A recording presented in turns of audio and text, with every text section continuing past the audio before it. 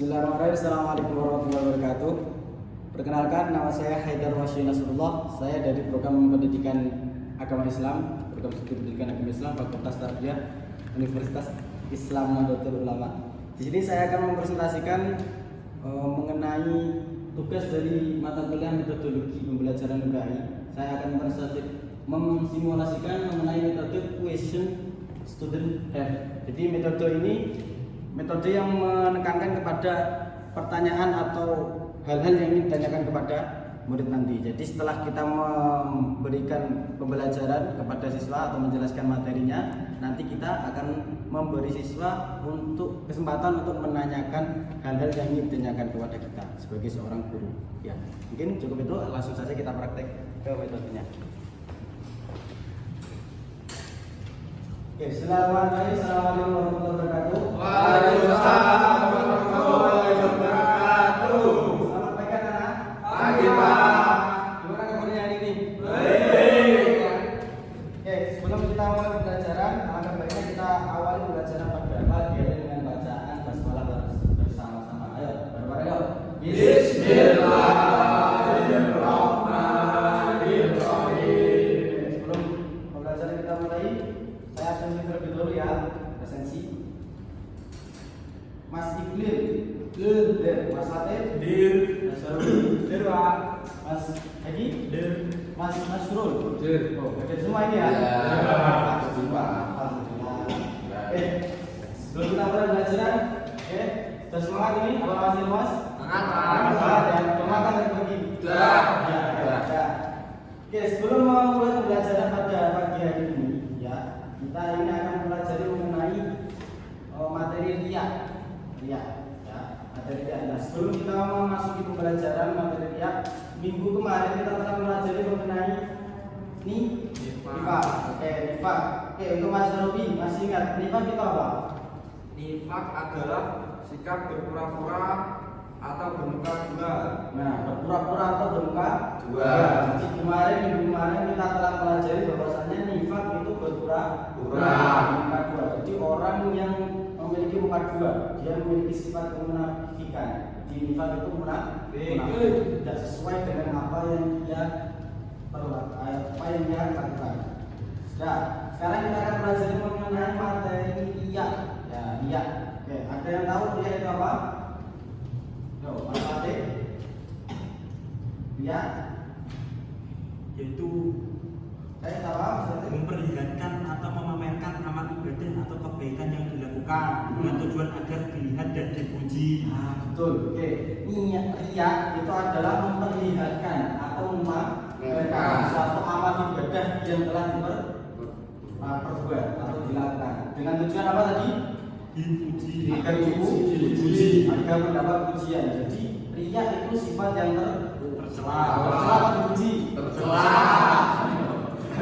Niatnya tapi agar dipuji. Tapi riak itu sifat yang Tercela. Jadi jangan sampai kita melakukan riak dalam diri kita. Oke, untuk riak sendiri itu ada akibatnya. Akibatnya apa riak? Kalau kita memiliki sifat riak, berdosa apa? Berdosa. Saya berdosa apa Mas Iqlil? Mengurangi pahala. Oke. Jadi kalau kita memiliki sifat riak, kita akan mengurangi dosa kita sendiri. Mengurangi dosa. Kita akan mendapatkan dosa dan pahala kita akan dikurangi. Pahala kita akan dikurangi. Terus caranya agar kita bisa terhindar dari sifat riak itu gimana? Selalu mengingat Allah. Selain selalu mengingat Allah, Memperbaiki niat, betul. Jadi kalau kita mau melakukan apapun, kita harus memperbaiki niat dan mengingat kepada Allah agar kita terhindar dari sifat riak. Jadi dieling-eling, diingat-ingat setiap mau melakukan amal ibadah apapun, perbuatan apapun, kita harus mengingat Allah dan memperbaiki niat.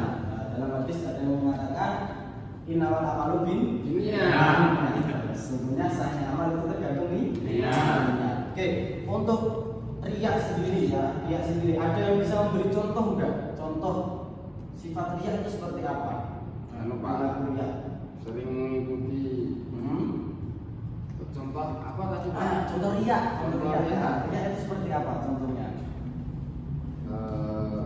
Sedekah, infak, memberi zakat karena takut apabila disebut bakhil atau pikir. Nah, jadi ya contohnya dari Mas Nasrul tadi, ada orang yang ingin sedekah atau infak, dia dengan tujuan tidak dianggap bakhil. Jadi niatnya bukan karena Allah, tapi niatnya karena manusia. Biar dianggap bakhil, biar dianggap dermawan, biar dia dipuji oleh orang lain. Contoh lain, kalau ada orang yang seredup, bahasanya apa? Rajin berjamaah dengan tujuan agar dirinya soleh. Orang ini soleh, orang ini soleh, rajin jamaah terus. Nah itu kalau niatnya dia jamaah dengan harapan dipuji dengan orang lain, berarti dia termasuk riya. Perbuatan tersebut termasuk riya. Oke, mungkin juga cukup itu materi kita pada pagi hari ini. Selanjutnya Bapak akan membagikan kertas kosong, ya kertas kosong. Kertas ini nanti, lembaran kertas ini nanti teman-teman isi pertanyaan yang ingin ditanyakan. Ya, yang ingin ditanyakan apa? Ditulis. Setelah itu nanti Bapak kasih arahan untuk menggilir atau bertukar dengan temannya. Oke. Tak beri waktu 2 menit untuk pertanyaan.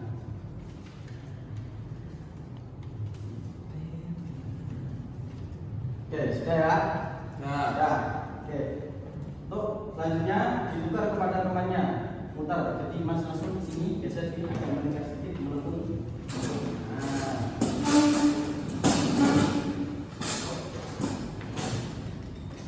Putarnya ke kiri. Jadi soalnya digeser ke kiri. Ayo, geser satu kali dulu.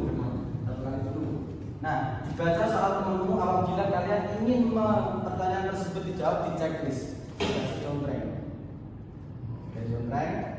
Sudah, yuk geser lagi. Nah, geser lagi. Dibaca soalnya temanmu apabila kalian ingin soal tersebut dijawab, ya dijawab di checklist. Kalau enggak usah di checklist, biarkan aja. Sudah, geser lagi.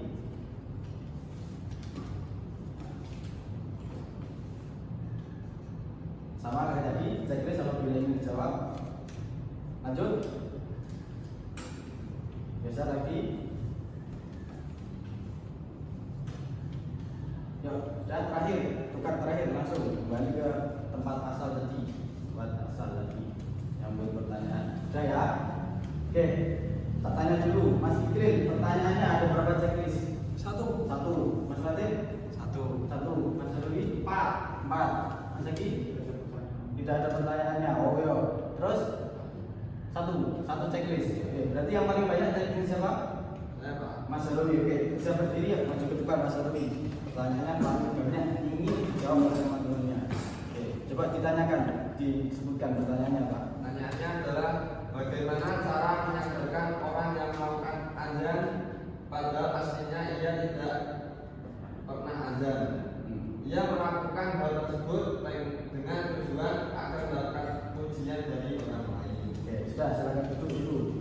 Oke, pertanyaannya tadi dari Mas Rudi. Ya, teman-teman juga banyak yang men-checklist pertanyaan Mas Rudi. Berarti teman-teman ingin pertanyaan tersebut dijawab. Bagaimana caranya menyadarkan orang yang tidak pernah azan, ya, tapi dia ternyata pada saat itu diazan. Tujuannya biar mendapat pujian dari orang lain. Bagaimana cara menyadarkannya? Nah, cara menyadarkannya dengan yang pertama tadi meluruskan niat. Jadi diberitahu setiap amal perbuatan kita harus meluruskan niat terlebih dahulu diajar diberitahu bahwa tadi nama amal bin sahnya amal tergantung dengan niat. Terus diingatkan lagi kita harus selalu mengingat Allah ketika mau melakukan apapun dan diberitahu mengenai hal-hal atau akibat ketika kita memiliki sifat riya itu apa, seperti tadi mendapatkan dosa. Terus apalagi dikurangi pahalanya dan lain sebagainya. Mungkin cukup itu ya pelajaran kita pada pagi hari ini. Saya cukupkan dulu. Ada yang pertanyaan? Sudah, ada ya. Lanjutkan dulu pelajaran kita pada pagi hari dengan bacaan alhamdulillah bersama-sama.